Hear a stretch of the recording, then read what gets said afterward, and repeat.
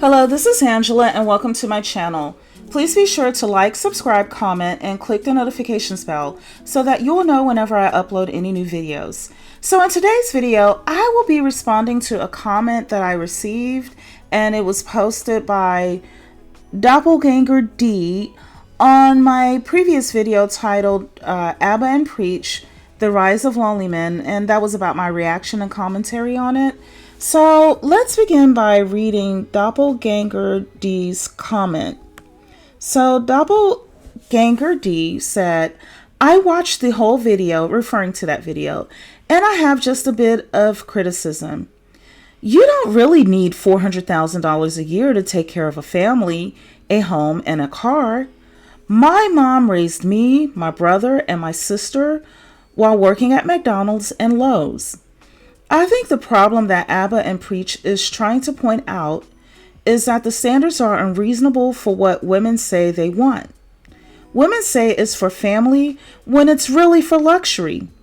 Dating for luxury is always a bad idea because it causes you to ignore the very important spiritual aspects of a human, like his or her sense of morality and integrity and character. So in dating for luxury and superficial means, and in parentheses, Doppelganger put, for men, it would be for superficial lust. We are only creating more toxic relationships, thus corrupting society even more. It's a vicious cycle of people using each other instead of actually loving each other. And leveling up is very hard. It takes literal years of training and perseverance, especially when you come from nothing. I wonder how you are able to speak of it as though it is easy as grabbing a soda out of the fridge. Both men and women struggle to level up. So that was the first part of Doppelganger D's comment. So let's get into the second part, which states, I also want to add that good morality and character is far more valuable to raising a family than money. Money will give your kids a roof, but righteous character will give your kids a soul. Many hyper-rich men have no soul, and they look to women the same way that you look at men. They only see women as tools for their own luxury and enjoyment. I'm not telling women not to have these crazy standards, but I don't think women will enjoy the consequences of it. So, okay, shout out to Doppelganger D, and thank you for your comment. And I'm glad you took the time to watch my video as well on this topic, and even took more time to give your point of view. I know that there are a lot of people who share your sentiments, and this is why I thought it would be best to respond with a follow-up video to your comment. This is because there are quite a few people who view the increasing salary demands of women in the dating market through the same lens. As you know, the women are just looking to use a man as a tool to put them in the life of luxury. There are many people who think that women are just infatuated with this luxurious and social media influencer fueled lifestyle, and I think it's fair to address it. So let me begin with my response. Question: did you ever think about why did your mother have to work 2 entry-level jobs to take care of you and your siblings? I'm about to say something that may be triggering, but I want you to know I'm being honest. However, I'm not trying to be rude. Do you know why your mother had to work so hard to provide when she was also tasked with nurturing you and your siblings as well? It's because your father did not have adequate resources, and I say this respectfully.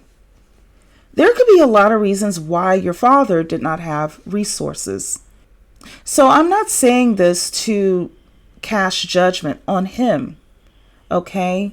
However, most of my subscribers are adults, and those of you who are not, you're at least mature enough to understand what's happening, and mature enough to understand that I'm not saying this to be rude. I'm just simply telling the truth. Your father did not have adequate resources to provide to your mother. This is why your mother had to work 2 jobs to take care of you and your siblings. This also means that more than likely your maternal grandfather, that is your mom's father, also did not have adequate resources to provide to your maternal grandmother, while your mother was growing up. The reason that I'm saying this, that more than likely that your grandmother, when she was raising your mom, was not provided adequate resources by your grandfather, in this instance, is because the chances are very high that your mother was not college educated if she had to work 2 jobs. Again, I'm being honest, but I'm not being rude here. You are like a lot of people who have a poverty mindset as a result of the environment that you were nurtured in. You see, if your father had the resources and provided them to your mother, even if he was absent due to death, or even if he could not work due to an injury, your mother would not have needed to work at McDonald's and Lowe's, or even at all, in order to take care of you and your siblings.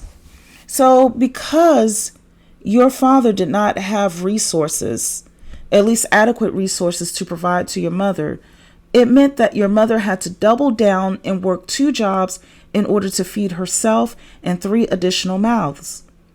If your father had the resources to provide to your mom, your mother would have been able to use the time she was using to punch in on a clock to instead be more present in your lives, meaning you and your siblings, during the course of your childhood. If your father had the resources, even if your mother decided to work, you could have gone to better schools and been exposed to better opportunities that would have positioned you into a better socioeconomic circumstances as an adult. And that's better than the conditions that you more likely grew up in. Most children, when they grow up and become adults, they tend to mimic their parents and their parents' behaviors. So it is likely that you may only be a step or 2 ahead of your parents instead of being ahead by leaps and bounds.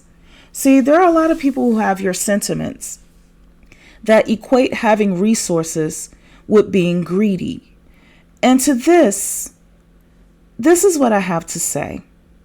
This is part of the brainwashing that has been used to maintain economic inequality for ages. Your current mindset, and I'm not blaming you for it, but I am pointing it out, is what has been used to keep a predictable workforce working menial jobs for meager wages. So let's go briefly into history. Let's go back a few hundred years. Here's a picture of the 3 estates of the French Revolution. What do you see? You see the social elites at the time as represented by the ruling class. That's the king, the clergy, and the nobility, and they are all standing atop a stone. That stone represents the laws of the land and also the taxes that are levied. And as you can see, they are all above the laws. They're all above paying taxes. Now, who is beneath the stone? Who is in the ditch and succumbing to the weight of the society? It is the commoner. It is the peasant. Here's another picture where they show the 3 estates with one man dressed in rags and in poor health, straining while carrying the weight of the 2 other estates. And he's carrying the weight of the 2 other estates on his back. And who are the 2 other estates? They're represented as men who are the clergy, the religious people, as well as the nobility, the elites of the society, and he's carrying them on his back. You see, one of the most ancient tricks used to control a society is to equate having wealth to also being evil. It has worked for thousands of years to keep the peasants, the commoners, the regular and everyday folks as viewing their own poverty as if it is a form of nobility. So anyone who wants to achieve wealth is viewed with suspicion because desiring luxury is equated to desiring evil. And what happens is that the average person responds by distancing themselves due to peer pressure, due to societal pressure, from living up to their complete potential. And by doing so, it keeps themselves and the members of their families as a readily available source of labor for menial jobs. So if you're busy spending your time working in drudgery and convincing yourself of your own meekness while doing so, then you do not have the time to be creative and to pursue different opportunities. You may even think that you're doing the Lord's work by staying low and staying in poverty. But are you? You see, the ideologies that many men are pushing onto women are not different than the ideologies that have been pushed by the toxic elements within the upper classes onto the gullible lower classes of people. Have you ever thought about who your mother was making rich while she was working 2 jobs, while she was showing up to flip burgers and mop bathroom floors at McDonald's? Have you ever thought about how many shareholders benefited from her labor while she worked at Lowe's? Now imagine if she had been able to instead use all the hours she worked at the 2 jobs and spend it on nurturing you and your siblings, nurturing you all into a different socioeconomic paradigm. Shout out to those of you who study sociology. What if she would have nurtured you into a different socioeconomic paradigm to ensure that all of you are, like for instance, college educated, not owing any student loans, owning businesses, and as a matter of fact, having ample resources of your own? Now imagine if through technology and innovation, we all lived in a society where the things that you now consider to be luxury items become things that can be seen on a shelf at Walmart. You see, that's how most of us women not only see things, but we are also working towards that very reality. We are educating ourselves. We are shifting our paradigms. That means that we are doing everything we can to get away from poverty and the danger that ignorance can cause. So we're getting away from that and going towards a place where we are empowered by knowledge and we use it to improve our lives. Okay? And while we shift our paradigms, we are taking our children along with us. We women, we do not want to trade places with what your mother had to go through in order to raise you. And I say this very respectfully. You see, women are naturally wealth-oriented. And we like to be in impeccable surroundings. And the reality is that doing so costs money.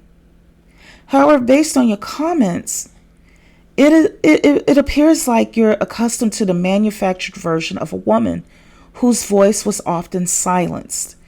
That version of a woman had to practice a type of womanhood where she was forced to conform to the ideals, not the reality, but the ideals of womanhood that her family, her community, and oftentimes her religion collectively forced upon her.